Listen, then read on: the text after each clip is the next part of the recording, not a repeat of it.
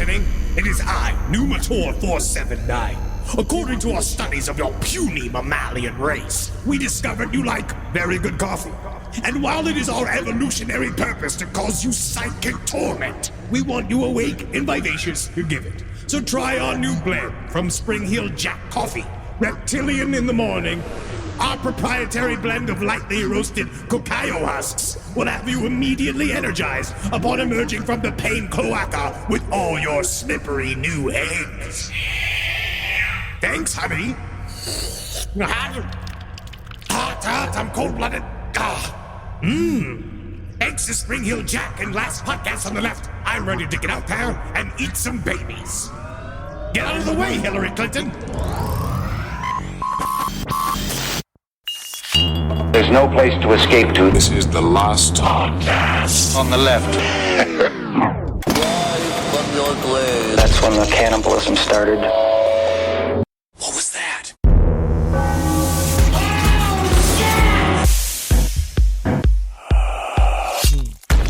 Oh, get the last eye on my teeth. It's Ricardo. Yeah. Yeah. God. Ricardo, eh? Yeah. Nice. Stringy fucker. I didn't understand, honestly. He looked hot with clothes on. That's the thing with Ricardo. I was looking at him before, right? Obviously, we got on the plane. I'm looking at this guy and I was like, gee, isn't this guy a dish? Yeah. Right? They're all pretty hot. They're hot guys, yeah. Yeah, there is a hot group of dudes. Yeah, and that's kind of nice, honestly. If you're faced with having to eat a bunch of guys, I think it's nice if they're all hot. Yeah. Especially with the one chick, you know, like.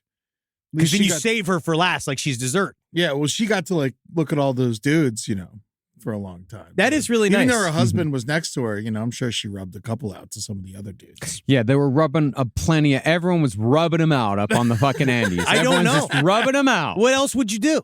Smoke. Yeah. Yeah, smoke. But they had to have been beaten off, right? I would have. I mean, they were a bunch of guys like 18 to 25, 27. There's no way they weren't. They do. Dudes at that age do it at parties anyway. Yeah, man. Guys jerk off in prison. Yeah. Yeah. You can jerk off on a mountain. Yeah. I'm certain there's many people who've jerked off on a mountain. Probably takes a lot of energy. Yeah, it takes a lot of energy, but the friction will warm you up. And you're making food. Welcome to the last podcast, ladies and gentlemen. My name's Marcus Parks. I'm here with Henry Zabrowski. I know for a fact that no matter how snow-packed an environment I am stuck in, eventually I'm going to jay off. Yeah. I mean, but that's the thing. The only thing you can do is you can just go behind the fuselage. You can't do it in the fuselage. You can't do it out in the open. They were doing all kinds of shit in the fuselage. Then they were mostly shitting in the fuselage. Yeah. Whatever happens in the fuselage stays in the fuselage. Unfortunately. So when we last left our survivors in the Andes, 27 people were still alive, and they'd just begun to consume human flesh for survival. Additionally, they had just heard on their transistor radio that the Chilean government had called off the search to find at least the wreckage of the plane. I actually got some good responses to questions I asked last week Oh, about some of them more scary than others. One is also, you don't get sick from drinking blood. Oh. Yeah. According to a listener, a veterinarian, this is talking about, they learned this. Cool. For Yeah, a let's fact. take fucking health advice from the vet. I do. I believe He it. drinks dog blood all the time. No, this came from a Holocaust survivor. Oh, okay. Yeah, so my father, this is according to an email, my father worked with an older guy who'd once worked with an even older guy that had survived living in a Nazi concentration camp by drinking Nazi horse blood. He was alive for thousands of years. He couldn't see light. Yes. You choose wisely. You see, he was a veterinarian, and he kept his job as a prisoner taking care of the Nazis' horses. And when he had the chance, he would tap into one of them with a needle, drain a cup to drink on the spot, and another cup to sneak back to his family if he could risk it at the time. Horses have loads of blood.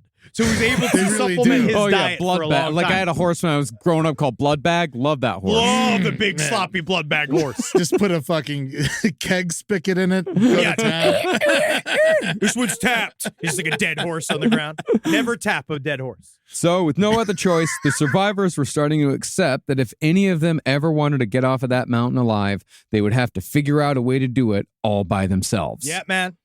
And I do want to stress, these guys, I mean, we joked about it. These are all dudes between 18 and 27. Yeah, Like, they're young kids. I mean, they're, soldier age. Yeah. But still. But if they were in their 30s, they probably would have died. Well, they're strong Yes, as hell. absolutely. I agree. I think that they were ready. They did not see this as we're all gonna die here. A No. lot of those guys really were like, no, we're gonna live. We're gonna make it work. As you could see, because they made it work for 2 fucking months, Mhm. like they were Frosty the Snowman. That's how delusional a young man is. Yes. The biggest problem they had, though, is that their food source, dead bodies, that was finite. Yeah. And the only way to obtain more food was if more people died. That's what's hard. This, of course, created more urgency because if people started dying of starvation, the meat left behind would be meager, to say the least. That's what I'm saying about Ricardo. Well, that's what the guys in, that's the guys in the Essex had to deal with. Yes. Is that everyone would die from starvation, but then once they died, there would be hardly anything on their bones left to eat. No, And then what they ate was not nourishing. You gotta crack the bones. Mhm. You gotta get the marrow out the bones. It's actually very difficult to snap human bones when you yourself are dying of starvation. It's so easy until it's hard. Yeah. That's what I've always said. The number of dead bodies at their disposal, however, would nearly double in a matter of minutes. That's because when you're in the Andes, if the cold doesn't get you, the avalanches will. This is another reason why I go to hot climates. Yeah. I like to vacation when it's warm, sunny. You know what I mean? I like an all-inclusive. Mhm. I had some friends like say we're gonna do a ski trip. No. And I'm just like, first of all, this is expensive. You and I talked Second about of all, this. I'm a lodge boy. All of our dudes, they were all like, oh, we could go skiing. It's being like, dude, you haven't jumped in 10 years. You're not going to automatically be an expert skier. You're 39 years old. You're just going to learn how to ski. You're going to die out there. We both said it. We're like, see you at the lodge. Mhm. I will Yeah. be in the fucking hot tub, getting fucking hammered, drinking spiked eggnog. Yeah. You do whatever you want. Someone's got to cook the chili. Somebody has to. And that's you, because your chili is Award-winning. fantastic. Very good. Truly very, very good. Oh, I also got some information about piloting and how to get which lost. is terrifying. That was terrifying. It is. It's mostly like back in the day. Now I got confirmed from I got a message from one of our a captain from one of our favorite airlines. Mhm. He said that. He said a favorite amongst you, Ah, and he said that it's basically completely impossible to get lost nowadays. It's completely impossible. Yeah. You have an iPad with the geolocating thing on it. There's like, you're getting pinged 5 different ways. It's literally impossible to lose an airplane. But at the time, it was not. It was just radio. Like all they had was these radio signals. Everything was really done by, yes, they had pre-approved plans, but if you jump off the plan, you're fucked. But like they're- a couple of degrees, because they use something called like dead reckoning. Yes. And if you got like a couple of degrees off, like if the wind blew you off and you just got on the wrong bearing, then yeah, you could end up like hundreds of miles from where you wanted to be. That's cool. And you also would be low on fuel and just praying to God that you were near an airport or near your destination. Yeah, this is a letter from a pilot. You have to account for crosswinds at altitude, which creates a discrepancy between your course and your heading. The winds also change your true airspeed from your ground speed, which is also different from your indicated airspeed. Then you factor in your true altitude from your absolute altitude, accounting for winds aloft reports. It's delicate and precise math using dated equipment where even the decimals matter. All of this while being bumped around in turbulence. All of a sudden, you got a bunch of people screaming behind you, all these kids screaming behind you. You're looking around, figuring out how to shit, and then, yada, yada, yada. You're lost in the air. Everybody's dead. You're eating your cousin. See, I think this guy's a liar because he didn't start it by saying, this is your pilot speaking. You ain't my pilot. Now, as I said, there were 27 people still alive by day 17. The last of the holdouts had finally begun to eat at least a little human flesh, justifying it by saying that drawing life from their friends was like drawing spiritual strength from the body of Christ when they took communion. Yes, that's why I ate. We do HelloFresh for 4, and I completed the loop last night. I ate the entire family's worth because I was drawing spiritual strength From our from the sponsors. body of from our sponsors. I always do. But while that's what the holdouts said, it was more likely that the urge could no longer be resisted after the holdouts finally smelled flesh cooking. Yeah, dude. The grill. Yeah. That's what brought him back. Bobby Flay. Now, while there was little wood for fires, the survivors found some wooden Coca-Cola crates in the luggage compartment. Those were broken up and used to actually cook some of the flesh, which immeasurably improved the flavor from absolutely revolting to something similar to soft beef. Soft beef. My favorite. No chew, no problem. Whiz wit, please. The smell was also intoxicating. Oh, God. And the scent of cooking meat, no matter what that meat was, made the experience bearable for the holdouts. Oh, God, yeah, it's just that's, like, because you hadn't smelled food in so long. And they always talk about it. We've had a couple of these instances where we've talked about, what is it, the term? Long pig? Not cannibalism. Legal cannibalism. Anthropophagy. Yeah. And so, like, you smell that fucking yum, yum, yum, umami of your brother's fucking dick. They didn't. No brothers. They didn't do the dicks. They didn't do the dicks, and nobody ate anybody else's brother. There's no dicks. There was no brothers. You should have ate dicks. I was having fun here. Yeah. I mean, I'm dicks, celebrating life. it's all meat. No, dick's a cartilage. You won't like it. Yeah, you don't want to eat a dick. Really? No. You want to suck a dick. Oh, I didn't. Now, thank you. But once the wood was gone, those holdouts were finally over the anthropophagy hump. So they were able to choke down raw flesh when they absolutely needed to, although none of them did so with as much gusto as the ones who had been doing it from the beginning. Now that I'm cooking this, I really appreciate if you could eat this with some gusto. Okay? I hit a perfect medium rare on Arturo. Imagine someone sending it back. Yeah, you'd be like, not for me. No, when they ate it raw, did they chew it or they just swallow it? They usually just swallowed it. Yeah. Although sometimes they did, once the chunks got bigger, at the very beginning, like when they just cut off the raw strips, they just swallow it. But remember the last time, the expedition that we talked about? Yeah. The first expedition out, the first serious expedition out, when one of the guys, his teeth started getting loose from the frostbite, one of the other guys, remember, had to chew the human flesh and baby bird it for him. That's right. Yeah. Not good.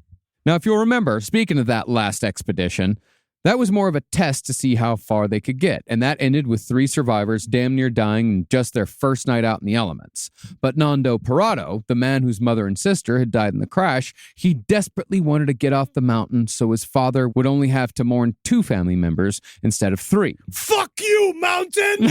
Actually, there is a fuck you mountain point, and it's incredible. Yeah, Nando is, again, I like him. He's probably one of my favorite heroes in any story we've covered at last podcast on the left. Because he starts by fucking cracking his head open. Yeah, dude. That's how his whole thing starts. He started dead. Yeah. And now he's the most alive. It's a true hero story. He's alive! Nando also knew that even though there were certainly some brave souls on that mountain, there wasn't anyone else there with the will that was necessary to lead such an expedition. Sometimes it takes a Nando. Or at least that's what Nando thought. But from what Roberto Canessa theorizes, Nando was probably anxious to get off the mountain because the longer they were out there, the more likely it was that they were going to have to eat the bodies of Nando's sister and mother. He would never, though. He would not have. He would have starved to death. Yeah, he would starve to death, but everyone else, he would not deny everyone else life. Honestly, I'm with Nando. I'm walking off this fucking mountain. Yeah. I'm getting off the mountain. Yeah. I don't care if I die out there, but I'm dying lower on the mountain than we are dying here. True, but you also got to do it smartly. Yeah. And that's where Roberto came in. And you got to go up to go down. Yeah. I'm going sideways. I'm going up. I don't know if you know how down. mountains work. I'm looking at the sun. I'm going away from the mountain. Well, Nando began running through a potential list of partners and settled on Roberto Canessa because Roberto was one of the most intelligent and resourceful people on the mountain. But he was like sarcastic. He was sarcastic. He was a little bit gruff. But you know. need that. Yeah. Yeah, he was gotta more be of a the cynic. asshole of the group. He was kind of the taskmaster. Yeah. You know? And so Nando and Roberto began planning, and the final group for a rescue expedition, which included Adolfo Strauch and another guy named Numa, was decided upon. Whoa! Yeah. Like the dance. Yeah. What dance? The Numa dance. Could you please show us? Dude, you remember the Numa dance? Are we going to stop for the Numa dance? I think we fucking have to, dude. You know the Numa dance. Is it like similar to the Macarena? Numa, it's a Numa. Wait, here we go. 1 second. Mile high, mile high. And he'd just be like, we cannot die on this mountain. We cannot die. We must go back to Hawaii. The spirits were actually relatively high. See? Partly because they finally had a semblance of a plan, and partly because no one had died in about a week. Okay, see this triangle here? That's the mountain. We're near the top of the triangle. Our goal is off the triangle. Guys got it? Yep. That easy. Name's Nando. Don't fucking forget it. Don't eat my sister. No one even look at me. In fact, Roberto was so jazzed that he shot up in his sleep one night and told everyone he'd have them home by Christmas, which was a promise he was actually able to keep for most of them. Most of them. For the rest, though, rescue would never come, as Mother Nature was not quite through with the survivors of the Fairchild. No mother is. That bitch. Now, on the night of October 29th, the 27 survivors were sleeping in their designated spots in the cabin. Two of them, Diego Storm and Roy Harley, couldn't sleep. Diego Storm is my favorite name in this entire thing. It's incredible. It's like, yeah, he looks like he does the weather out of Caracas. So they switched sleeping spots, hoping it would help. But while it worked for Diego, Roy was still awake that night. Likewise, Adolfo Strauch and Coche Inciarte were awake as well, chatting. Think that we would ruin the vibe of the whole group if we started kissing. Come, Coche.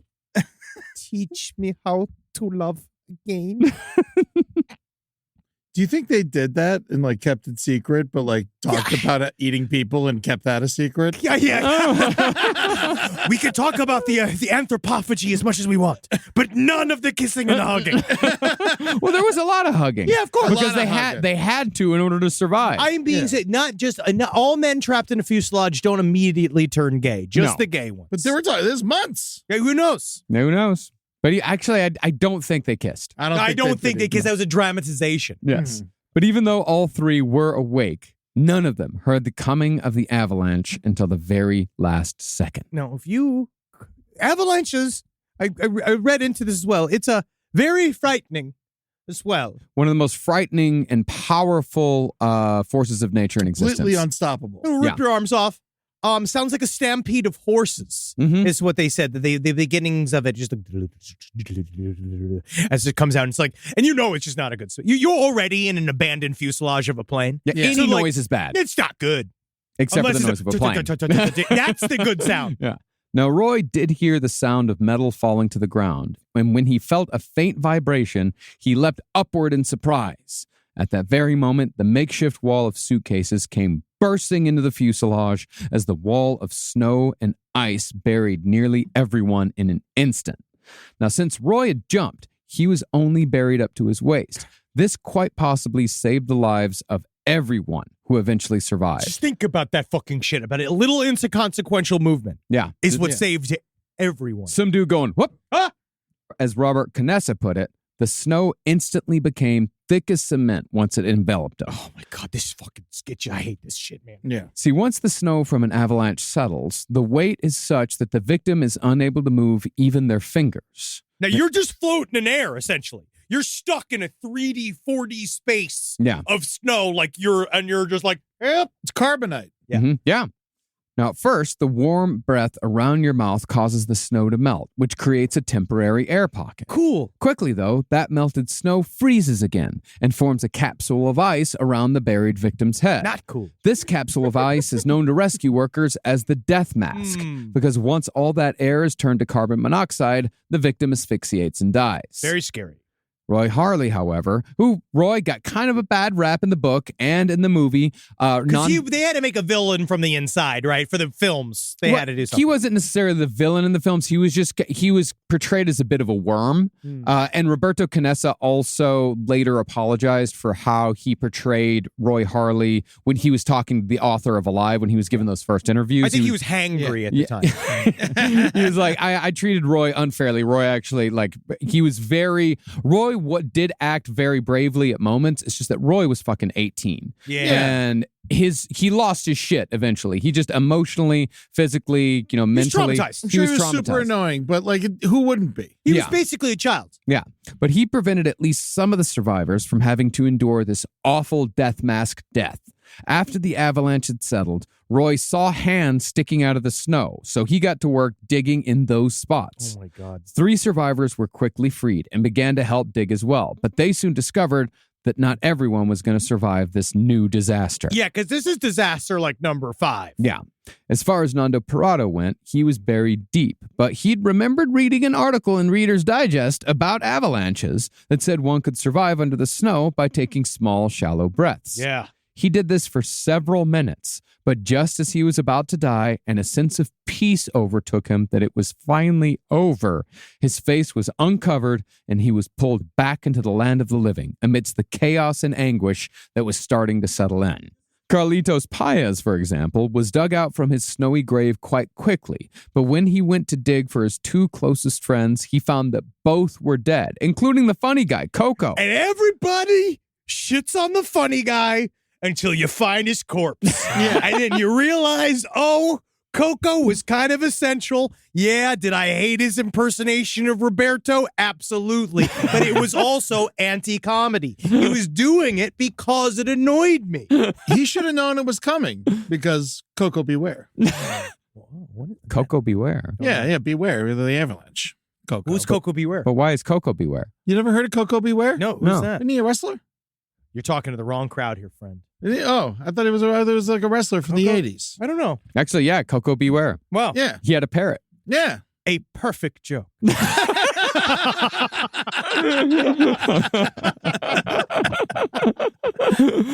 Well, really, whether someone lived or died depended entirely upon where they were in the fuselage that night. Roy had only survived because he'd switched spots, and the 2 survivors whose turn it was to sleep next to the suitcase wall were buried beyond immediate rescue.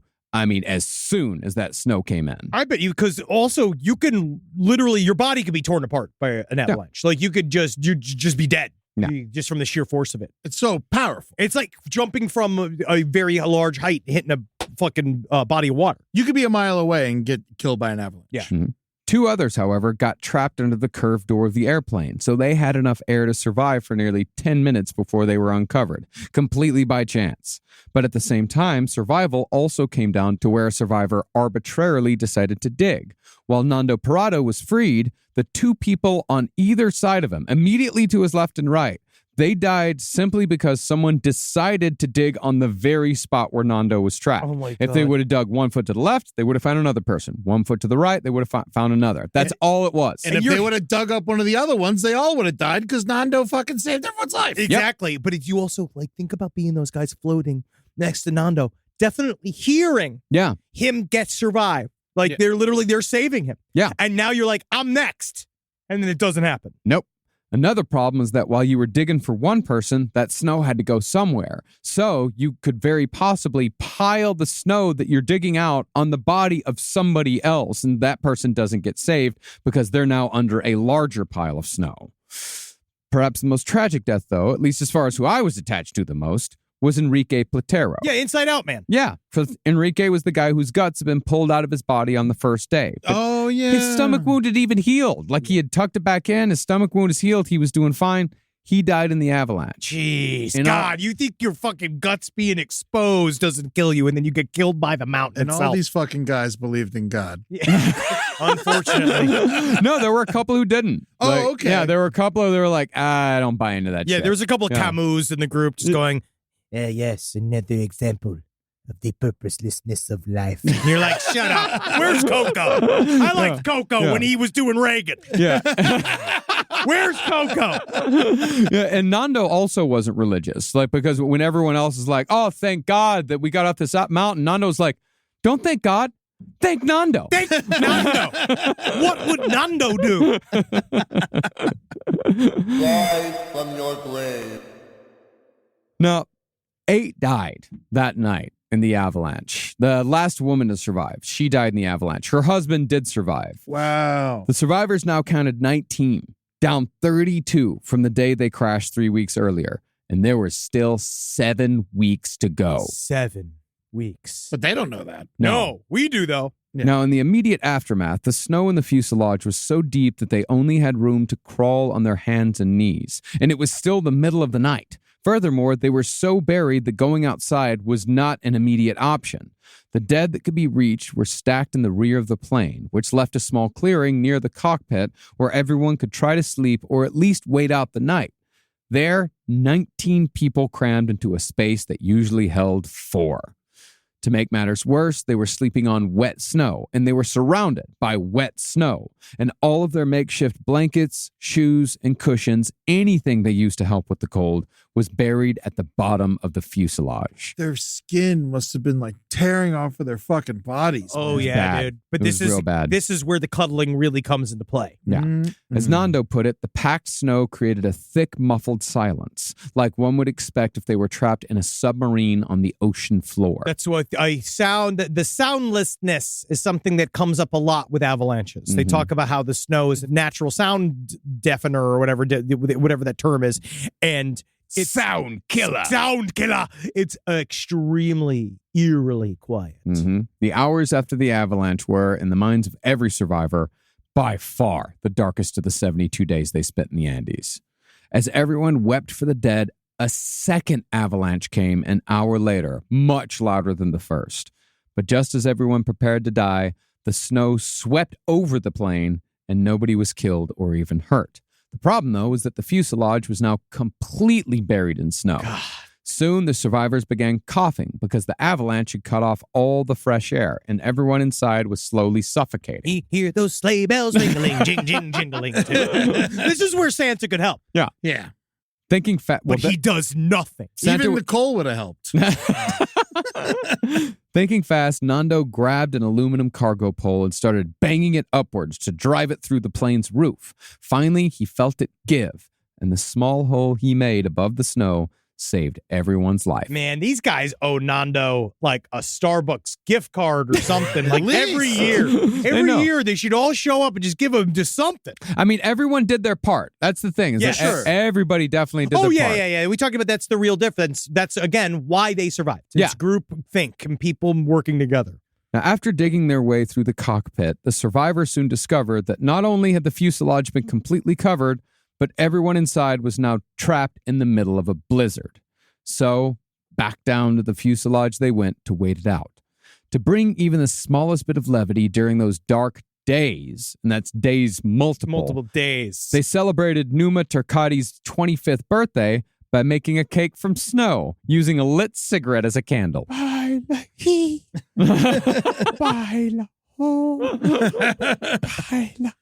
God.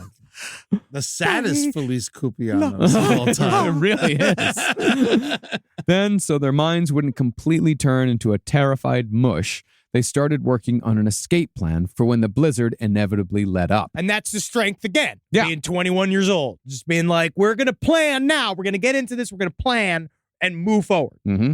Now, one survivor named Pedro Algorta remembered that the last time he was in Santiago, a taxi driver told him that summertime in the Andes comes like clockwork on November 15th, which was only 2 weeks away. Always believe a taxi driver. That's the thing. While it may seem insane to bet your entire life and the lives of 18 others on the word of a taxi driver, Carolina, my South American wife, informed me that taxi drivers in many South American countries are famous for, at the very least, having a strong opinion about specifically politics, soccer, and the weather. Oh, yeah. Believe me, I met an Uber driver once who told me that Donald Trump had time-traveling goggles.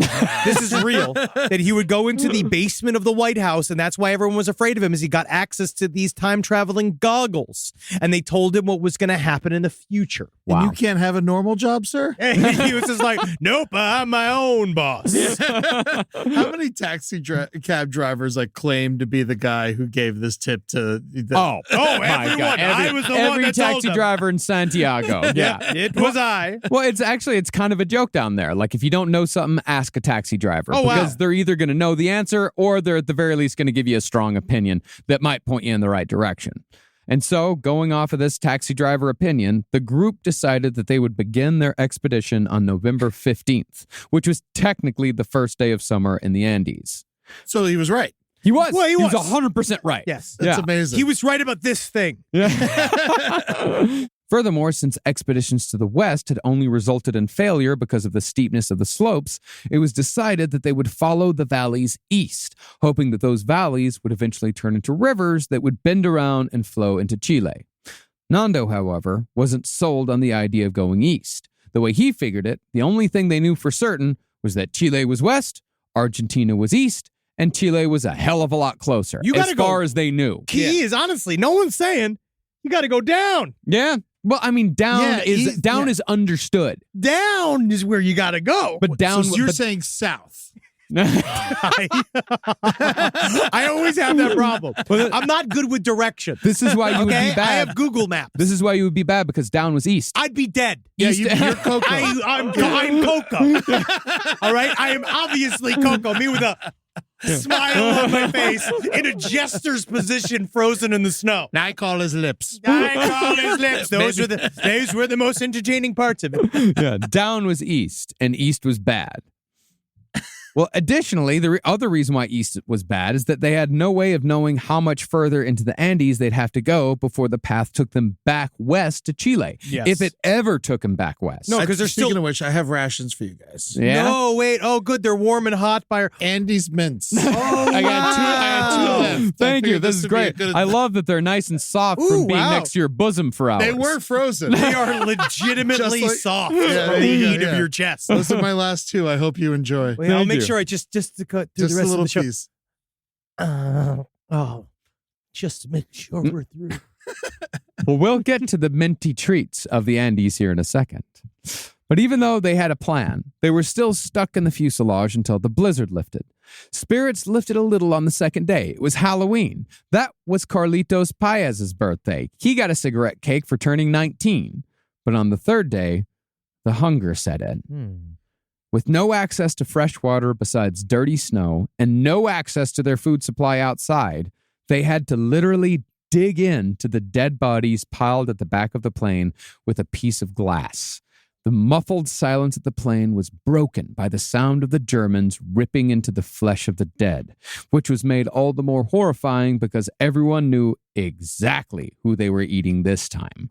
The chunks of flesh came off soft and greasy, and even those who ate it were barely able to keep it down. You know what? I hate to say this, but Coco tastes a little funny. I should have left the jokes to Coco. I miss him already. I miss him already. Who will be our Jay Leno? Have you seen this? Have you heard about this? Now, the blizzard ended on November 1st, but by the end of their time after the avalanche, the food scraps that had been thrown out of the hole made the entrance to the fuselage look like an ogre's lair. It was scattered with bones, appendages, human waste, chunks of human fat. It was horrifying. I mean, it's bad, but it's cool. It's bad, but It's yeah. bad. I mean, I said ogre's lair. I knew you were going to love it. I've been playing Baldur's Gate 3. So Yeah, no, you're enjoying it. I gave love it. myself the huge cock. You can choose how big your cock is. Yeah, in this I'll show you. game? Yeah, you can. Yeah, Yeah. come over to the house. I'll show you. Yeah, I played as a woman. I gave her an any. Oh, any cock? No, an any vagina. Yeah, because Oh, they got out. they They have got lips outie out. vaginas? Lips, they got lips That's out. Lips in. Yeah. You guys have fun. You can make your own woman. Yeah. I'm going to stick with my wife. The tempers did run high at times, but when the survivors weren't fighting, they would bond by describing what kind of food they'd eat if they were back home, making competitions out of who could come up with the most tasty menu. This is what I do when I watch Great British Bake Off when I have nothing but cereal. Yeah? We're like, wouldn't it be nice if we had Napoleons? Oh, if we had a Swiss cake roll? Yeah. Yeah. Now, at first, the power of imagination made them feel better, but the facade came crashing down every time when they were handed their half pound of human flesh and fat. Yeah, I think it would. Yeah. They also, as I said, chain smoked. And since cigarettes were in great supply, they even tried making tea out of the tobacco, just for a little bit of variety. Then that, of course, did not work. Like sounds like something like Mickey Rourke does. You know, like, Wake up every morning and I have my cup of cigarette tea. You know what I hate about tea is you can't smoke it. And another desperate Hail Mary for variety, some of them would eat toothpaste, which they saw as a minty treat, Oh, yeah, almost a dessert. You have in your Andes chocolates.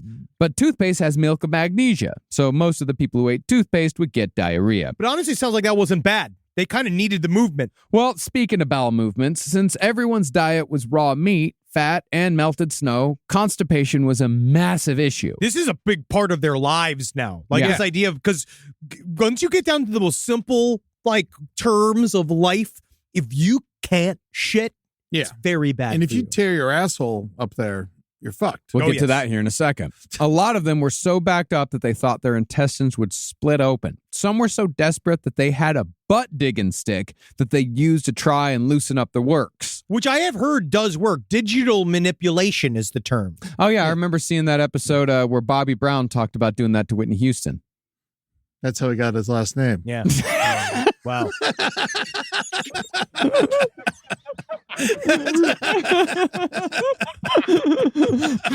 But since these were all young men, they of course made bets on who would shit last. The final three were Carlitos Perez, who went 28 days, Pancho Delgado, who went 32, and finally Bobby Francois, who went an eye-watering 34 days without a bowel movement. What did he win? Yeah, I think he won more time on the mountain. Interestingly, Bobby Francois was often described as the calmest person on the mountain during the entire ordeal, despite his intense constipation. Because guess what? I can't give a shit literally or figuratively.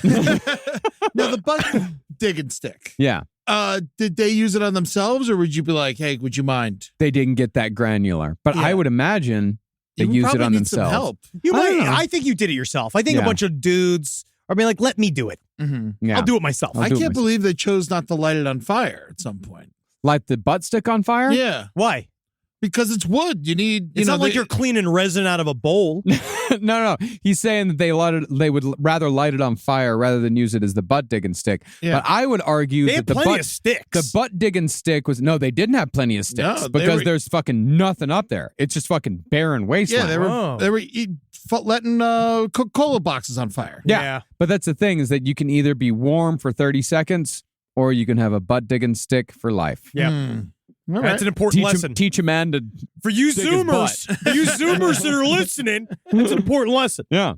But if they weren't constipated, they were shitting their brains out, which was a far larger problem for the group as a whole. Yeah, diarrhea is much more dangerous.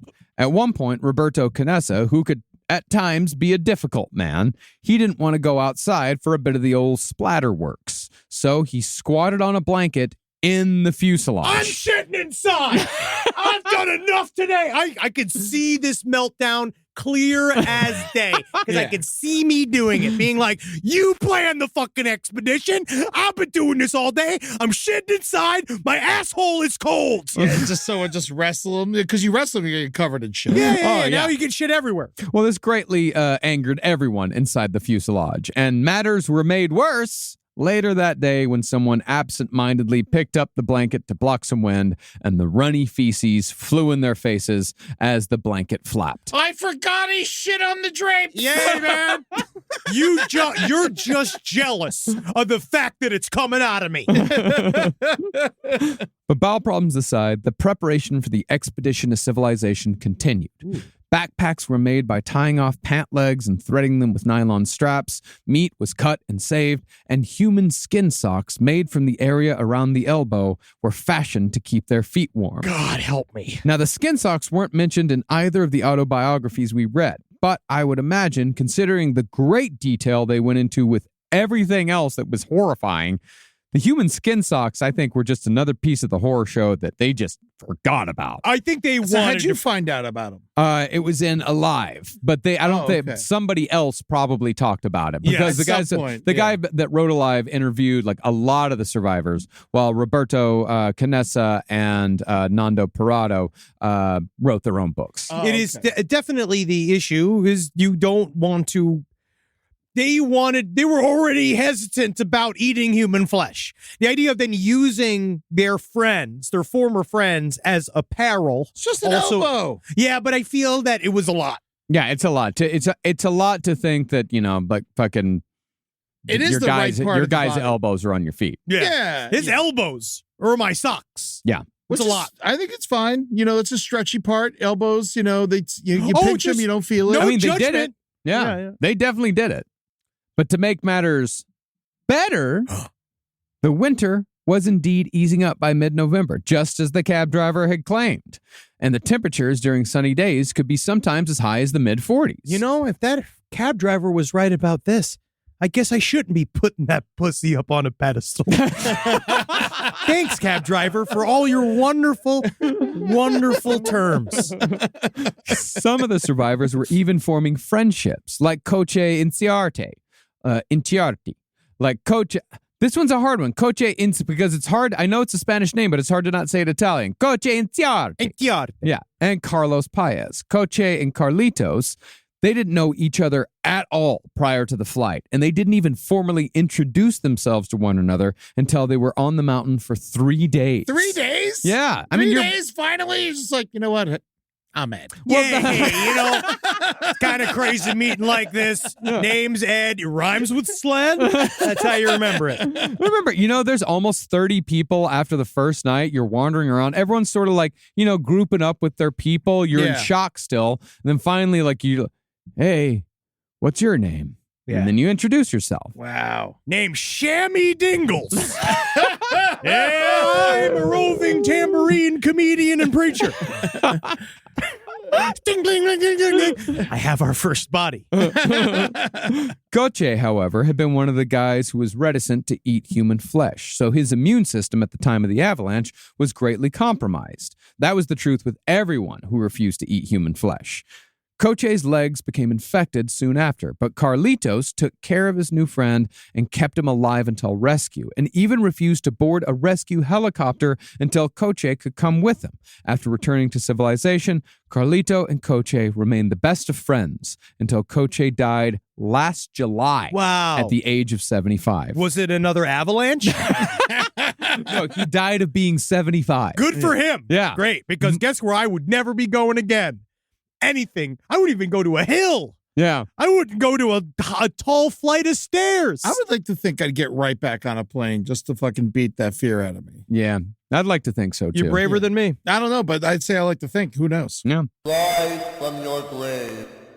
But concerning their activities on the mountain, while boredom was definitely an issue, as well as the mounting and ever-present sense of dread, the survivors had set up daily routines and schedules, not only to help them survive, but to help them from losing their minds. That's where all of the jobs came into handy. Yes. Yeah, it's like you're going to do the water, like not only because we need water, but we need you to not just sit there and think about how fucked you are. Yeah, just do something. Do something to push us forward. Now, when it came to the expedition, it was decided that it would be Nando, Roberto, Antonio Vicentin, a.k.a. Tintin. Oh, cool name. Yeah, and Adolfo Strauss. Yes. Yeah, I should definitely be I going. go for the strolls with you. But just as they added Tintin to the group, Adolfo was struck with a case of hemorrhoids so severe that he bled down his legs and couldn't walk without being in utter agony. Oh, my hate berries have burst! Oh no, my fucking eggs have taken their form! The bratwursts are coming out of Oh, me. I'm making jam again! And so, Adolfo was replaced with Numa Turcati. Yay! But Numa had to drop out as well when someone trying to make their way across the dark fuselage stepped on Numa's calf and created a deep bruise. My calf! Hey man, that shit was serious. Oh, yeah. It's actually, apparently, it was very fucking bad. Numa's legs soon became septic because he was another one of the survivors who could only stomach a few scraps of flesh at a time. I just want to dance my way across the world. Not going to happen. Because of his squeamishness, he would die an agonizing death almost a month later, just 11 days before rescue. Numa died? Numa died. Ah. To have them remember me by my song. Now, within an hour of their first serious expedition to get help, a blizzard drove them back to the fuselage, the worst they'd had in weeks. Their timing was actually lucky that day, because if they'd left a few hours earlier, all three would have died. But when they set out again on November 17th, on a calm, clear day, they found the remains of the airplane's tail after just 2 hours of walking. There, they found socks, sweaters, warm pants, rum, chocolate, empanadas, sandwiches, more cigarettes, and a camera. But on a very human level, the most important find for them was the clean clothes. Oh, I bet. Something that didn't have blood and shit and sweat and human grease all over it. Yeah. Because that's the thing is that when you're burning the human fat, like if you are cooking it, that grease fire is also going to get all over your clothes. We talked about this back in the day during the Black Plague series about the idea of like when you burn stuff like they used to use pure animal fat candles. Like one of the hardest parts of being inside of a medieval home was the layer of fat and grease that would sort of cake the top of your home. Yeah. Oh, God. Burning the candle. Which was also extraordinarily flammable. Yeah. Fuck yeah. Rock and roll. Now, these guys, they all got dibs, right? Oh, yeah, they got dibs. They definitely got dibs. Yeah, No. these got dibs. Oh, they got dibs. They hooked up a light fixture to some batteries. They got light after sunset for the first time. They spent the night reading magazines and comic books. They ate the empanadas. Yeah, we did this. Yeah, they ate the empanadas. The sandwiches were a little moldy, but they just, took a little mold off the sandwiches. They definitely got dibs. Yeah. Yeah. The next morning, Nando took photos of Roberto and Tintin, hoping that if they didn't survive, maybe someone would at least find proof someday that they had survived the crash. This at least will make someone feel guilty. And actually, that camera was used to take they took a ton of photos. I seen up them. They're on the fucking mountain. haunting. Yeah, they're absolutely. Because sometimes you'd see them like smiling. Yeah, they're all they're all having a good time. smiling. But then you'll see like off in the corner like a fucking human spinal column, like Yeah, just dude. sitting there. But I think there's about saving humanity. Yeah. And this is a part of what helps save some of their humanity is taking pictures, taking these little human moments. Yes. After the photo shoot, the three expeditioners continued on. But that night, without shelter, it became obvious that they would not survive another without a better plan. See, they'd noticed that there had been some batteries back at the tail. Very huge batteries that were, of course, attached to the airplane. So they figured they could drag them back to the fuselage to hook it up to the Fairchild's two-way radio in the cockpit. Now, Roberto Canessa pushed for this plan specifically because by this time it was becoming more and more likely that they would have to go west. And even if the radio didn't work, futzing with it would put the expedition further into summer and slow down Nando, who always wanted to go no matter what. By Roberto's thinking, summer meant longer days and less chances of blizzards because they had only one chance to go west. There's one shot. Yeah. Yes, to do this. Because if they don't make it, everybody's fucking dead. Yep, and failure meant the deaths of everyone. Additionally, Roberto was aware that the meat was going to spoil when the temperature rose, but that just meant that the expedition had to be planned just right. In other words, as Carolina pointed out to me during the massive amount of help she gave during this series. Yeah, they did a lot of work. Yeah. Because I read her translated work that it was all great. It's so great. And she'd help so much to like pick out like the human moments, read the Spanish versions of Roberto and Nando's book to like give us like this context color, that we wouldn't have some color. But the way she put it, Roberto Canessa was the brain, while Nando Parado was the heart. It's sort of like Bernard Sumner and Peter Hook from Joy Division, the brain and the heart. And you can hear all about that on our Joy Division series on No Dogs in Space, where you can hear more of Carolina's incredible research skills. Good plug. Thank you. It's my favorite series that we've ever done. It's incredible. If you're going to start somewhere, start with Joy Division. But concerning the radio plan, the batteries were massive. And any attempt to even place them on a sled caused the batteries to sink deep into the snow. So they decided to bring Roy Harley back to the plane's tail with the Fairchild's radio, hoping they could hook it all together to call for help. Now, this decision to bring Roy was part of a sort of philosophy that Roberto had come up with called the Society of the Snow. Interesting. It's the name of the new Netflix movie. That's why they call it the Society of the Snow. Yeah. Basically, if anyone had any experience in anything back in civilization, they were now the best in the world at that particular thing. I've got to be. Yeah, you're my guy now. Yeah. You're the fucking guy. We had two med students who were our doctors. Yeah, for example, Roberto and Gustavo, before they were first and second year med students, now we're doctors. You're doctors. Like, Yes. we're fucking doctors. That's it. Canessa had also gone camping a couple times with his girlfriend, so he's the survival expert. Yeah, I know everything about, how to make sure she doesn't get too hungry and you get into a fight. Fuck, that would have made me the cook. Yeah, you would have been the cook. Yeah, you would have been the cook. buddy. Absolutely. You would have been the butcher. You Wow. absolutely would have been the butcher. It's kind of like, fun. the expeditioners, the people who would go out, they were essentially like the warrior class. Yeah. They got the best jobs. They got the best food. They got the best sleeping positions because they needed them as strong as they could possibly be. And I'm the bard. No, up on this mountain so very, very high, we all will wish our families goodbye. And while you are the bard, I shall be the chronicler. I shall chronicle our story from beginning to end. So you guys are useless. Yeah. You guys are not helping anything. I used to work at Borders. I worked at Borders, a literary shop. Oh, wait until you see the royalties from the film adaptation, sir, and then we shall talk about who is useless. I'm playing the long game. I was in a little film done by the college humor people where I made out with Glenn Howerton from Always Sunny. So I am the romance investigator, and I make sure people are in love. All right, hold this foot while I cut through this tendon. Yeah, cut it. Yeah, I'm hungry. Yeah. And since Roy Harley was a first-year engineering student, and he'd once helped set up his cousin's stereo, he was now the engineer. And remember, Roy was fucking 18. The return of the expeditioners, however, was a crushing blow to those back at the fuselage. They'd hoped that the expedition would have reached civilization by that point. Oh, no. Because remember, from what everyone thought, like, we're on the western foothills of the Andes. You're going to climb up a mountain and you're going to see fucking green valleys it's on gonna the be other right side. there, It's going to be right there. And to make matters worse, Rafael Echeverren, who said every morning that the mountain would not take him, he was taken by the mountain. Yeah. But while they were gathering strength for another expedition, they had to spend days digging up more bodies. But since the days were getting warmer, they in essence had to make refrigerators to keep the bodies from rotting.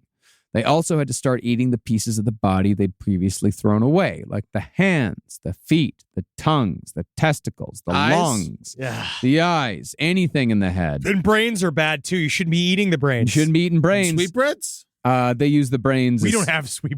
Well, yeah, it's the, what's this putz? It's the, what is the gland? The sweetbreads are the...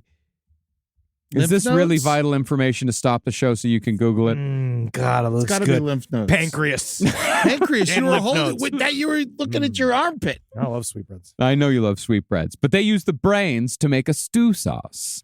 For bowls, some used plates made from aluminum foil. Others just used the top halves of the skulls. Jesus Christ. And bones were used as spoons. God. Eventually, they... Beanware. Yeah. Whatever works, man. Yeah, Geenware, now for sale at Macy's. Eventually, they even got to the point where they were cracking bones for the marrow contained within. But even through it all, everyone kept their promise to not eat the bodies of Nando's mother and sister, if only to hold on to some thin thread of civilization past pure instinctual survival. Now, the problem with the plan to bring the radio to the tail of the plane was that when they pulled the radio out of the cockpit, there were something like 60 wires sticking out of the back. It seemed to be complicated. I imagine it would be complicated. Likewise, the battery also had 60 or 70 wires sticking out the back. Therefore, attempts to connect the two just resulted in a lot of flashes, sizzles, and electrical pops. And Roy's stereo installation experience wasn't doing a hell of a lot of good. Yeah. For 5 days, they tried getting the radio working. And this is another one of those human moments. Like, they had one guy standing out with like a big piece of aluminum attached to the stereo, like there's static, and they're like, move to the left. Oh, yeah. Move to your other left. Yeah, Fox viewing positions. Yeah. Yeah, it's like they were an aerial on an old TV. We used to have to do that. I remember finding the antenna. I remember my dad fucking around with the thing on the roof. Yeah, it was that same shit. Finally, though, they did pick up radio transmissions, even though they couldn't transmit anything out. At that point, they heard the seemingly good news that a second rescue attempt was about to be undertaken by the Uruguayan Air Force at the encouragement of the survivors' families. This, of course, was tempered by Gustavo's earlier observation that even with their suitcase cross, their sight was an impossibly small blip in the snow from even a couple hundred yards away.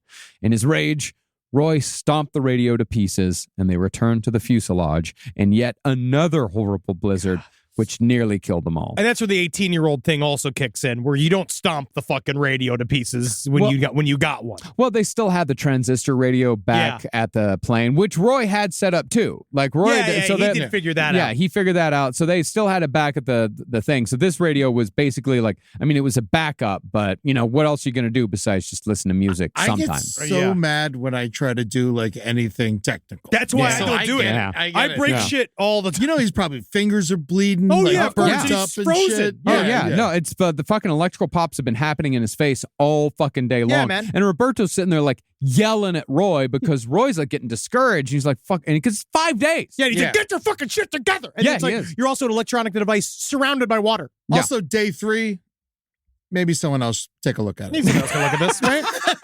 But then you get mad as fucking, being like, no, I'm the engineer.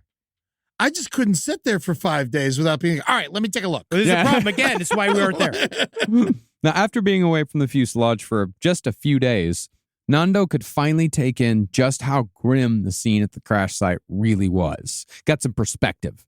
Piles of human bones were scattered outside the shelter. Someone's forearm and a human leg from hip to toes was just laying near the fuselage for easy access. Strips of fat were drying on the roof. And for the first time, Nando saw human skulls in the bone pile. Picked clean. Honestly, it's getting kind of dark in here. Yeah, it's getting a little dark. All right, I think that we all should watch Jimmy Fallon tonight. All right, we can listen to the transistor radio, and we should smile. What if we grab 2 bones, a little click clack on the side of the plane? All right, now we're going. All right, now bang those skulls together.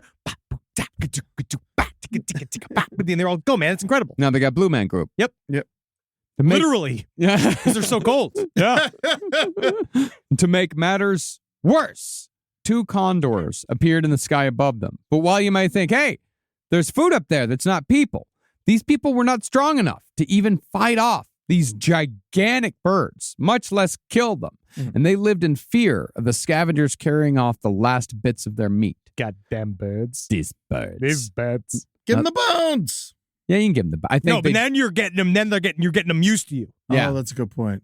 Now, since East had been a bust, Nando finally convinced everyone that even though the slope was steep, West was the way to go.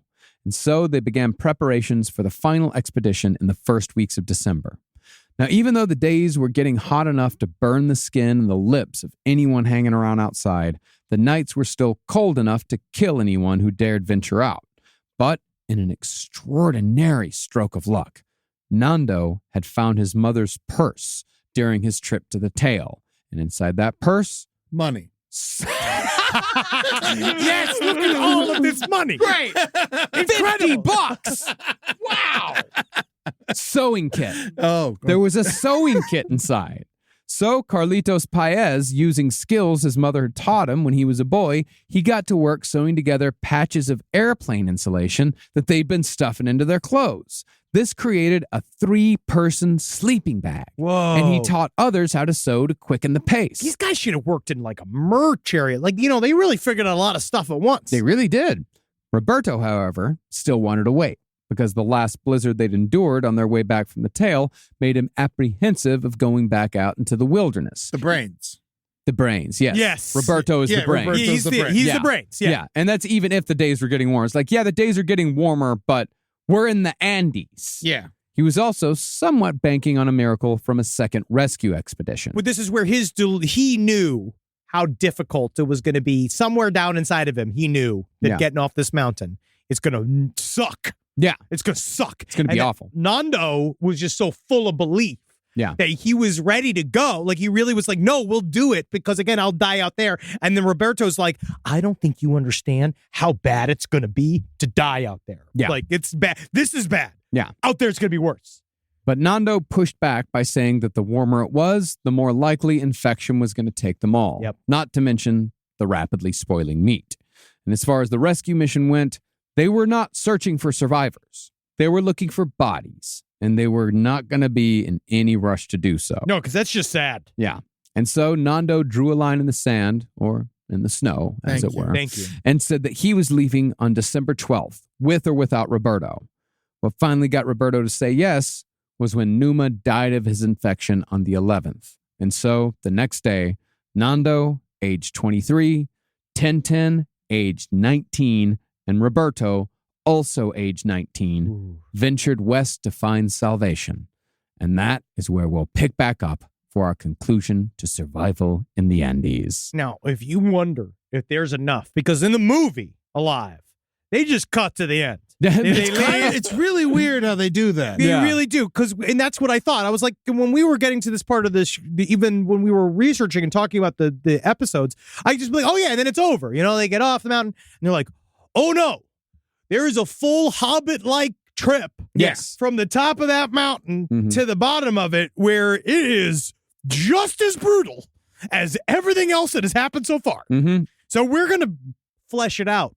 Ooh, Ernest. Can I ask a question real quick about Numa? He died of infection. Does that mean they can't eat him? Yeah, I would not eat him. I wouldn't. I would imagine you could eat around the infection. Yeah. Yeah, don't eat the calf, but eat the bicep. You know, I could not answer your question for sure. What's our email? SideStoriesLPOTL@gmail.com. Can you eat a body that has died of infection? I imagine that you cannot. But I imagine, I'd imagine it's a bad idea, yeah. You can, again, suck on it for the soul. Yeah. But a lot of people were dying from infection. So I think they did. They figured it out. Yeah. Life finds a way. So, speaking of that, buy Operation Sunshine #3. It's out there. Go to your local comic book store. Watch me and How to Ruin the Holidays. It's on Amazon. You go there, go How to Ruin the Holidays. I'm in it. Support me. Support independent film in an era where independent film will become king once again. Funnily enough, the How to Ruin the Holidays is watching the movie. Don't you listen to his You've been review. keeping that in your back pocket. Don't you listen to his No. review. He doesn't know. He's jealous. He's jealous of what I've done. He's jealous of this. If you want to hear jokes like that, you can check me out January 4th at the Ontario Improv in Ontario, California with Jermaine Fowler. I'd love to see you there. It's going to be great. And I'm going to be at the GalaxyCon in Raleigh, North Carolina. Cool. I'm going to be here. Good Join for your you, life. buddy. Yeah. Hail Satan. Hail Marcus. Oh, See, he's I nice. told you it was coming. thank you. And Hail Geen, read the book if you want it explained to you. Oh, no, I'm fine. I'll watch Psycho again. Hail me, motherfucker. This show is made possible by listeners like you. Thanks to our ad sponsors, you can support our shows by supporting them. For more shows like the one you just listened to, go to lastpodcastnetwork.com.